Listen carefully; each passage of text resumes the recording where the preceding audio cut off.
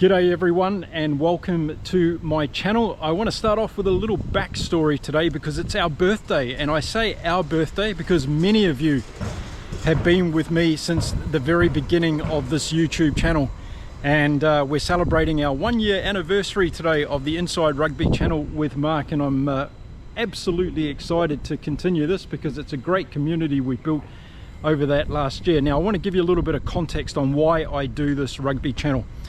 I'm a Kiwi guy, I'm retired, I'm living in beautiful Cancun, Mexico with my family, and I decided a year ago to give myself a new hobby because I love rugby so much.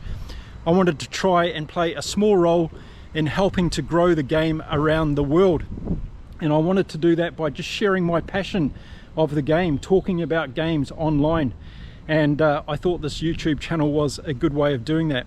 So if you're watching my videos and you want to help me play a little role in helping the game of rugby grow across the world by bringing new people to the game, then all you have to do is hit the subscribe button and give my videos a thumbs up, and I'll do all the rest of the work. Okay, have we got a deal? Let's see whether we can. So to all those people that have followed me from the beginning, or you found this channel along the way, thank you very much for supporting me. It's a fantastic thing we're doing. And we've got over 10,000 of us now in this global community within the first year. So let's keep growing the game of rugby across the world by getting lots of new people excited about the game and sharing our knowledge and experience from different parts of the world. Now in today's video, I'm going to be talking about that game that took place in Sydney, Australia at the Allianz Stadium between Australia and Joe Schmidt's new first test team up against Warren Gatlands' struggling Welsh team. So let me give you my reaction to that game. Let's get into it.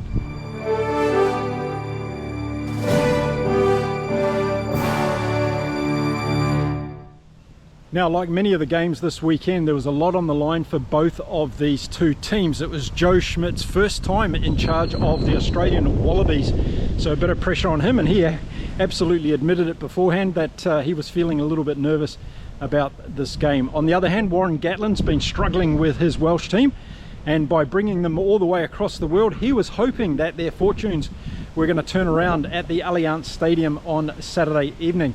Well, let's get into the game and find out exactly what happened. Now, there was one statistical fact that Wales didn't want to know about before this game started, and that was that they haven't won in Australia since 1969. It's not something you want to be telling your team before you run out onto the park, is it? Anyway, the game got underway, and in the first few minutes it was a pretty tight affair, and we had a bit of to and froing going on. Australia looked like they were showing a little bit more enterprise, but basically it came down to a couple of penalty kicks in the first 5 minutes. We saw the first one from Wales, and that was from Thomas playing at number 10. I was very interested to see how he went in this game because of course Costello's been starting most of the games for Wales in the past, or the recent past, and I wanted to see how well Thomas was going to go. So he slotted that first kick, probably gave him a little bit of confidence and got rid of the nerves. And then a couple of minutes later, Lolasia for Australia, their new number 10, he got in there and got one back. So after 6 minutes of the game, we were locked up at 3 points each. I've got to say, I felt Australia looked pretty good in those opening minutes. They were trying to run the ball around. They were just making a few typical errors for a team that hasn't played together before, but they were looking more enterprising, and Wales were having a little bit of trouble getting their hand on the ball, and they were giving away a few penalties too early on, which was going to cause a problem. We got to the 13th minute of the game, and a big scrum from Australia earned them a scrum penalty, and Lolasia got up and kicked that over as well. So after 13 minutes of this game in the first half, Australia went out to a 6-3 lead. Between the 10th and the 20th minute of the first half, it was all Australia. They were putting a lot of pressure on simply by keeping the ball. They weren't finding too many ways through the Welsh defence, but they were putting a lot of different phases together, and this was tying Wales out. It was also causing them some discipline issues. They actually gave away 5 penalties in that first 20 minutes, so Warren Gatland would have been very concerned about that, and the more penalties that were given, the higher the chances of a possible yellow card to Wales. So they really had to look after that aspect of play. We arrived at that 20-minute mark of the first half, and that continued Australian pressure finally paid off. A good pick and go. Taniela Tupou went over for a great try for the Australians. Lolasia got the conversion over, and all of a sudden Australia were out to 13 points to 3. Now, as a result of that continued pressure leading up to the try, the Welshmen got a yellow card and were down to 14 players. So I'm sure that was going to have an impact on this game. But one of the things I do admire about this Welsh team is they don't lie down and die. We saw it against South Africa in their last game out, and we saw it again at this moment in the game. In the 25th minute, they came back at Australia and they put a lot of pressure on, and they looked quite interesting when it got to inside the 22 of the Australians. They ended up getting a penalty try, which was fantastic for them. And in regards to the yellow card, well, they said to Australia, anything you can do, we can do better. So Australia got a yellow card. Fraser McWright was sent to the sin bin for 10 minutes, and Wales were back in the game.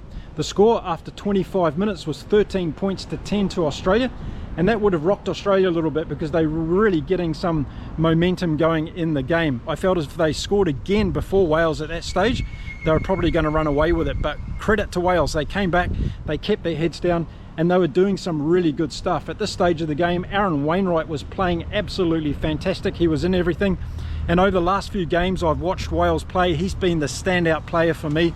Aaron Wainwright, he's been absolutely everywhere, both in attack and defence. He's got a huge diesel engine, he keeps going the whole game, and he was playing really, really well. Tommy Raffle as well was doing well, supporting him in the loose forward side, and Dowie Lake was having another good game up front. The more I see Dowie Lake too, I'm pretty impressed. Bevan was doing a good job at number 10, I thought, and was keeping Wales going forward when he could. The rest of the first half was a pretty scrappy affair, to be honest, but again, both teams not really showing the same level of intensity and execution skills that we're seeing from the top teams in world rugby at the moment. One would have thought that if it was South Africa, Ireland, New Zealand or England, we would have seen a lot more tries in this game, but these two teams are just struggling to get their combinations together. I'm still not sure about the Welsh midfield. Grady and Watkin, for me, they seem to be a little bit all over the place. I'm not sure whether Grady's playing in the wrong position for him. Let me know in the comments if you're Welsh. I'd like to know your opinions on that, or anybody else that's got an opinion on that position. But yeah, I think it's something that's just not working for Wales at the moment, is that midfield class and how they can get around their opposition. We went to half time at 13-10 with Australia in the lead, and I think Joe Schmidt would have been relatively happy. He had the lead on the scoreboard, and he said before the game, look, it's going to take some of these guys time to work out what international rugby is all about. There was a number of new debutants, of course, in the Australian team. They have to get familiar with the pace of the game and also making decisions a lot faster than perhaps what they're used to in lower grades of rugby. So I think he would have been relatively happy. Being a little bit more clinical and execution would have been something that he probably talked about, wanting to make sure that they took the opportunities when they were in front of. We saw a few drop passes and a few bad errors when it came to general play and kicking. But outside of that, I think Australia would have been relatively happy with their first half of rugby under this new regime. Warren Gatland on the other side, he would have been proud of the boys to come back into that game after Australia threatened to run away with it in the early stages. But they did a very, very good job, and I think Warren Gatland would have said, right now, let's pick up the next 40 minutes. We've got to win the second half and see whether we can bring this game home. And I think that pep talk from Warren Gatland worked, because in the beginning of the second half, the Welsh came out looking very good. They started to put a number of phases together. They got deep onto attack in Australian territory, and they put a lot of pressure on in the scrum as well. But talking about the scrums, we saw an early change in the second half. Thomas, the prop, came off, Matthias came on, and it changed the makeup a little bit of that Welsh scrum. So that was a significant factor, I thought, early in the second half. But we got to the 45th minute of the game, and that pressure from Wales certainly paid off. They ended up earning a penalty, and that kick was successful from Thomas. So we had a drawn game, 13 points all after 45 minutes. It wasn't the start Australia were looking for, and they started to look a little bit rugged after half time when Wales were putting on that pressure. And this is something that we can expect, I guess, from teams that haven't played together. This is their first hit out, of course, and it showed on a number of different occasions. But one thing that was obvious in the game, and as it continued on, the more Australia started connecting and putting the dots together, the better they looked. As we headed towards the 50th minute of the game, they put 17 phases together, and they put Wales under a lot of pressure. In fact, I thought they were going to score a good try at that stage, but Wales did a great job in getting a turnover, and guess who it was? Yes, it was that man, Aaron Wainwright, doing it again for Wales. So Wales were lucky to survive on that particular occasion, but we only had to wait 2 more minutes to the 52nd minute, where Australia, out of nowhere, really set up a brilliant try. The ball came out to Daganu, and he ran 30 metres towards the Welsh try line, got tackled before the line, but his momentum took him over for a fantastic try to Australia, and it really lightened up the crowd inside the Allianz Stadium to get behind their team. The conversion was missed, but Australia were now in the lead by 18 points to 13. And then in the 57th minute of the game, a massive moment happened. Wales had thought they'd got over for a try from Botham, yes, the grandson of Sir Ian Botham, the great cricket player. And unfortunately it was ruled out by the TMO. So instead of being 18 all, it stayed 18-13, and I think this was a really pivotal part of the game. Wales at that stage would have got really back into it. We only had 20 minutes left on the clock, but the try wasn't awarded. So as we got into the 62nd minute of the game, a couple of changes for Australia. Liner came on, yes, Michael Liner's son came on in number 10, and McDermott came on as well for Australia. So Joe Schmidt was trying to change things up here to see whether it would have any impact on the game. But a few minutes later, Wales got a penalty opportunity and they got it over. So the game was back to 18 points to 16 as we went into the last 15 minutes. And it was a really open opportunity here for Wales, I think, to win this game. Australia hadn't gone out to a strong lead early in the second half, and Wales had hung in there and started to look better and better as the game went on. In the 68th minute of the game, something happened that often happens in games like this. There's one breakout moment of individual brilliance, and it came from Australia's Tom Wright, their fullback, who took off and made a fantastic 65-metre run to the Welsh goal line. Now, it was pretty poor defence on occasions from a couple of the Welsh players that tried to get to him, but Wright had a lot of pace. He's a very exciting fullback, this guy. Keep an eye on him throughout the rest of this year. He's going to score some big tries in World Rugby, I'm pretty sure of it. But he got a very important one for Australia on this given day. He ran 65 metres, put the ball down under the post. So it was a great try by Tom Wright, and Tom Liner got the conversion over, and Australia went out to 25 points to 16 with just 11 minutes left in the game.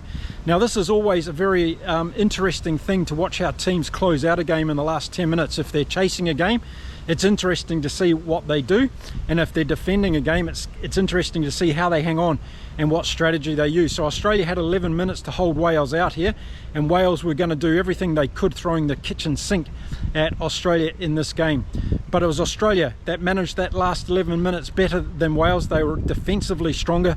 They put the ball in the right areas of the field, and the Welsh were just not able to get down and put pressure on Australia to score any points in that last 10 minutes of the game. So the score ended up 25 points to 16 in favour of Australia. Joe Schmidt had his first test win in charge of the Australian Wallabies. It was a great moment for him and for this young team that he's trying to mould together.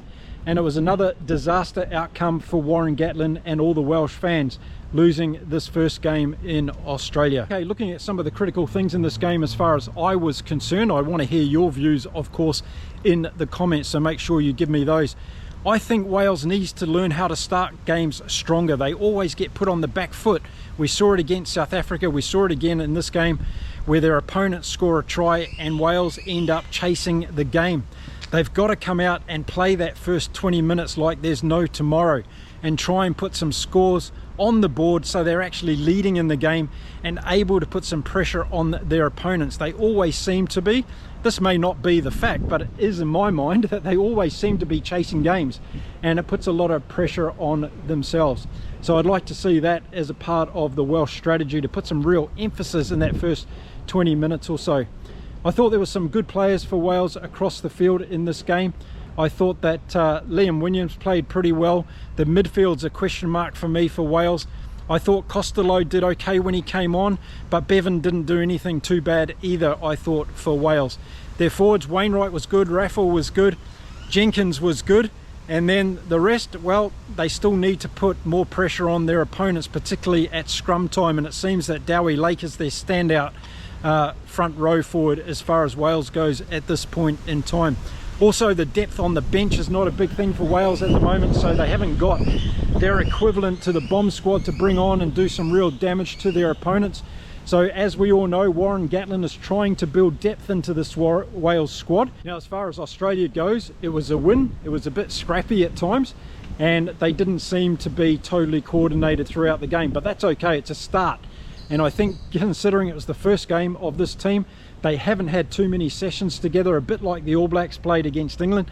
I think next week they're going to be much better because of this run, and I think Joe Schmidt now has some data, some analysis to be able to sit down and go through with his players and start to structure more of a game plan that this Australian Wallabies team wants to play. I think it's going to be until the Rugby Championship before we really see what Joe Schmidt's impact is on this team and what style of rugby they're going to be bringing us. But I think it was a good start. The win would give the players a lot of confidence, particularly after being belted by Wales in the Rugby World Cup last year. So I think they've started off on the good foot. I'm still not too sure about number 10 for Australia. Lolasia is okay. He fell off with his kicking a little bit in that game.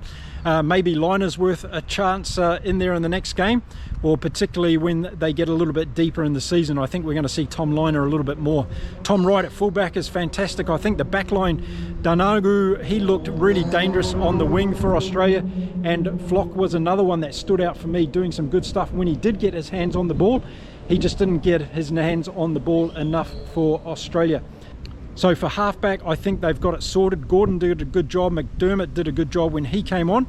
So I think Australia's got a pair of halfbacks there that can really take them forward as their season unfolds. In the forwards, Fraser McWright, when he wasn't sitting on the bench for Sinbin, he was playing a good game.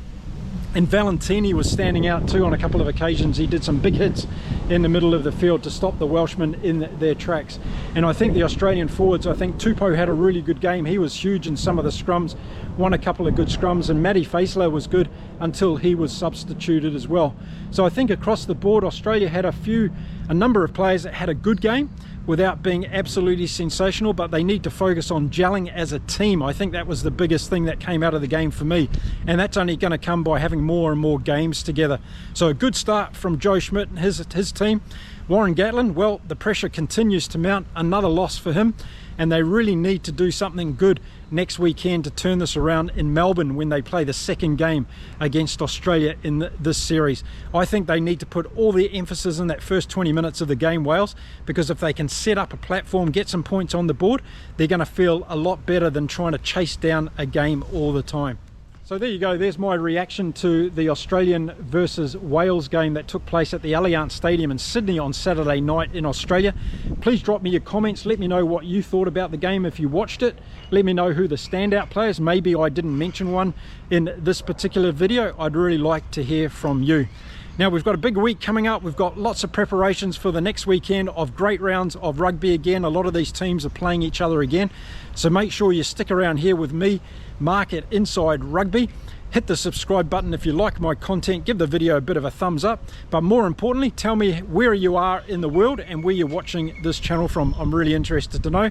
And happy birthday to all of you who have been following my channel for the last year. It's been a wonderful journey so far. Thank you very much for your support. Let's keep growing the game of rugby around the world together. It's a wonderful thing for all of us. Okay, I'll see you again soon in the next video. Until then, stay well, stay safe, everybody. Time to say adios from beautiful Cancun in Mexico. Bye for now.